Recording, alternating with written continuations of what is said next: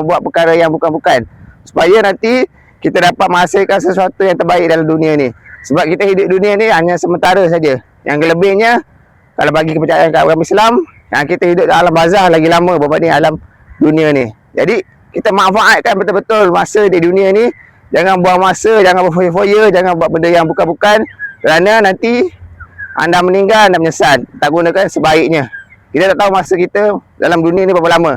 So, setiap masa tu kita gunakan sebaiknya supaya tidak menyesal kemudian hari. Itu saja daripada saya. Nak tak nak, kena uruskan masa dengan baik supaya kita dapat jadi orang yang terbaik dan akan berikan kebaikan kepada orang lain lah. Kepada diri sendiri dulu, keluarga, masyarakat, agama dan orang lain. Itu saja daripada saya. Gunakan masa yang